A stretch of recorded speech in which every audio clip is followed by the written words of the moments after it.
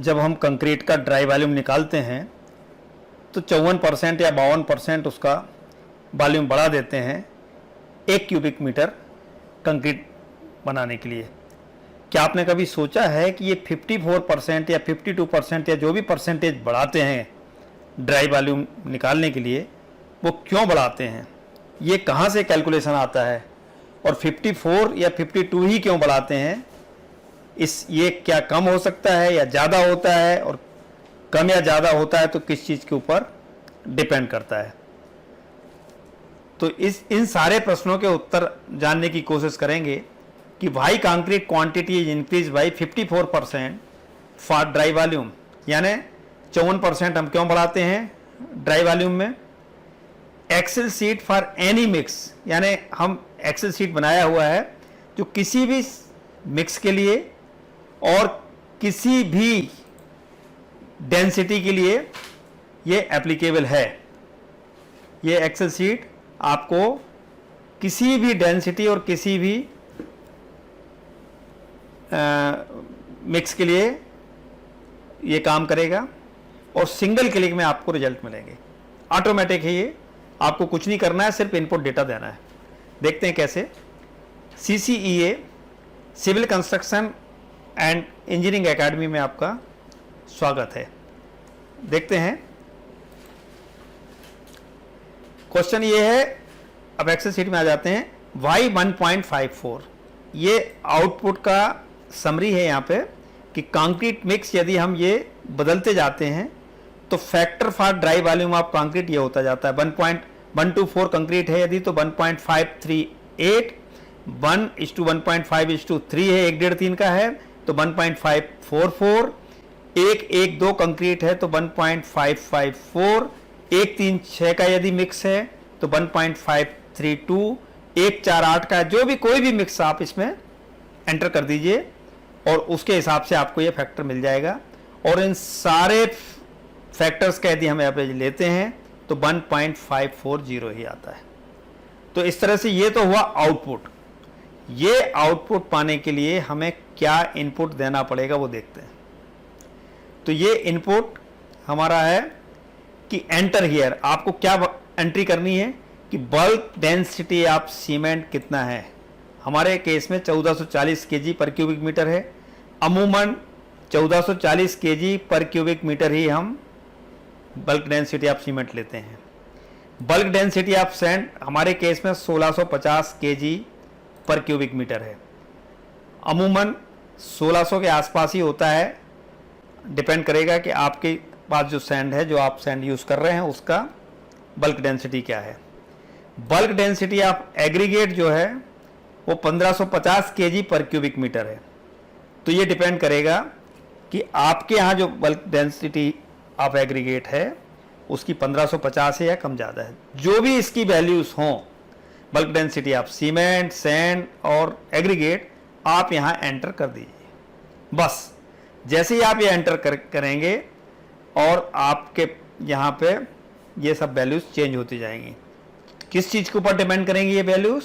ये value depend करेंगी ये रेशो के ऊपर, 1:4, या फिर 1:4 की जगह 1, 1.5, 3 लिखना है, 1, 1, 2, जो भी इसका रेशो होगा वो आपको यहाँ एंटर करना पड़ेगा। ठीक है, तो जो ये है detail calculation of dry volume of materials for 1 cubic meter compacted bed volume of 1:2:4 concrete. 1, 2, 4 concrete के लिए हम ये कैलकुलेशन कर रहे हैं कि कितना फैक्टर होगा। तो ये कॉलम्स हैं कि bulk density, enter ratio here, यानी ये रेशो आपको इसमें डालनी है। डेंसिटी ऑफ कंक्रीट आपको इसमें एंटर करनी है। Ratio of concrete density to material density आपका ये 6, कॉलम नंबर 6 आ जाएगा। ये 1, 2, 3, 4, 5, 6, 7 कॉलम्स हैं। तो 6 कॉलम की वैल्यू आएगी कॉलम नंबर 5 डिवाइड बाई 3, यानी डेंसिटी ऑफ कंक्रीट जो आप बनाने वाले हैं divide by density of the material, bulk density of the material. तो आपका 5/3 हो जाएगा। Volume for 1 cubic meter dry mix कितना हो जाएगा कि जो आपका रेशो आया, इस रेशो को आप इसका मल्टीप्लाई करेंगे कि कितना उसका पार्ट है। जैसे सीमेंट 1 पार्ट है सैंड 2 पार्ट है, एग्रीगेट 4 पार्ट है। तो उसके हिसाब से आप ये मल्टीप्लाई करते जाएंगे इस वाले रेशो में, और आपकी ये वैल्यूज आ जाएंगी कि 1 क्यूबिक मीटर में उसका कितना हिस्सा है। तो सीमेंट जहाँ 1440 kg पर क्यूबिक मीटर इसकी बल्क डेंसिटी थी, एक रेशियो है 1:2:4 के कंक्रीट में, और कंक्रीट का जो डेंसिटी है वो है 2400 kg पर क्यूबिक मीटर। तो 2400 बटे 1440 यानी 2400 में 1440 से हम डिवाइड कर देंगे सीमेंट से, क्योंकि सीमेंट की जो डेंसिटी है वो 1440 है। लेकिन यदि सीमेंट का ही हम 1 क्यूबिक मीटर 2400 kg यदि हम बनाना चाहें तो हमें 1.667 क्यूबिक मीटर सीमेंट लगेगा। तो ये इसका ये वॉल्यूम 1.667 क्यूबिक मीटर आ गया। लेकिन ये 1.667 नहीं है, ये कितना है, 1:7 है। सीमेंट 1:7 है, सैंड 2:7 है, और एग्रीगेट 4:7 है। तो इसको हम 1:7 से मल्टीप्लाई करेंगे, तो मल्टीप्लाई बाई 1 डिवाइड बाई 7, तो 0.238 आ गया। इसी तरह से सैंड का बल्क डेंसिटी है 1650 kg, 2 पार्ट है इसके, 1:2:4 में 2 पार्ट सैंड है, 2400 kg पर क्यूबिक मीटर इसका कंक्रीट की डेंसिटी है। तो दिस 2400 kg डिवाइड बाई 1650 कितना हो गया, 1.455 क्यूबिक मीटर। हमें यदि सैंड का वॉल्यूम लेना हो तो 2400 kg लाने के लिए हमें 1.455 kg लगेगा। लेकिन 1.455 क्यूबिक मीटर ये टोटल सैंड नहीं हम यूज कर रहे हैं। सैंड कितना यूज कर रहे हैं, 2/7 इस मिक्स में, 1:4 है ना, तो 2/7, तो इंटू 2/7 का मल्टीप्लाई करेंगे तो 0.416 आपका सैंड के केस में आ गया। इसी तरह से एग्रीगेट को लेते हैं। एग्रीगेट की डेंसिटी हमने ली है 1550 kg पर क्यूबिक मीटर, तो इसका रेशियो है 4:7, 4/7। तो 2400 डिवाइड बाई 1550 कितना हो गया, 1.548, और 1.548 को 4/7 से मल्टीप्लाई करेंगे तो 0.885 क्यूबिक मीटर इसका पार्ट हो गया एग्रीगेट का।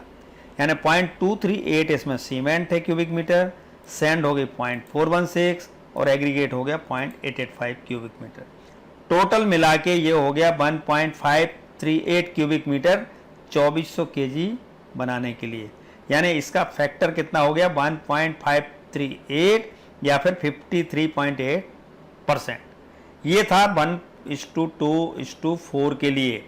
इसी तरह से नेक्स्ट रेशियो यदि हम 1:1.5:3 का लें, प्रोसीजर वही रहेगा, सिर्फ चेंज क्या करना है, 1:1.5:3 यहाँ लिखना है, और कोई चेंज नहीं करना कहीं पे भी, अपने आप बाकी सारी वैल्यूज आ जाएंगी।